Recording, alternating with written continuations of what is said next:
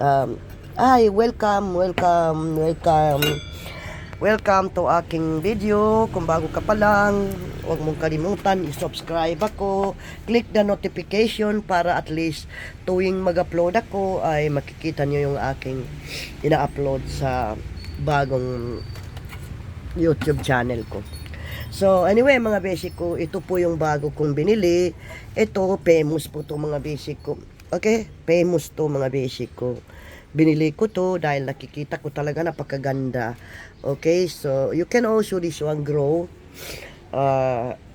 low light. Basta may ilaw lang siya. Tulad nito may ilaw kasi. So yan, kailangan ganyan. So itong kanteya na to, madali lang po itong alagaan mga basic ko. Ito yung bagong binili ko. Nagpa-flower din ito mga basic ko. Okay, so ito siguro 150 ko nabili kasi kasama na tong ano niya, itong ito plastic niya tsaka ito. Okay, so yan. So makikita naman nyo, napakaganda po ng kanyang tubo. Ayan, tingnan niya. Ang nagustuhan ko kasi sa kanya, very pink po. Pag naarawan ng konti yan, saka nasilindawan ng light, ay nagbabago po yung kanyang kulay. Nagpe-pink po yung kanyang kulay. So, ayan mga basic ko, yung mga aking orchids na nakaupo sa tubig, papakita ko sa inyo.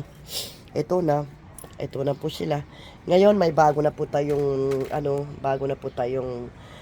bulaklak at magbubukas na yan, di ko na tinatanggal yan mga basic ko. Tapos yung yan, magbubukas na rin yung dito banda, wala pa po yan. Di pa po lumalabas eh. Wala na kasing araw. Puro hangin na lang dito mga basic ko. Tapos aking naman, ayan, aking eto, ay hindi na po siya naaarawan mga basic. So ayan, mahangin lang dito. Okay, so yan. So yan po mga basic ko. Hindi ako nagdidilig mga basic ko dahil siyempre alam naman nyo na nagdidilig ako lang every Saturday lang. Hindi ako nagdidilig ng I don't put water or this orchids mga besi. Hindi ko palinalagyan ng tubig to mga besi. Pero itong hindi ko alam nitong aking cellphone na hindi masyado malinaw. Ayan.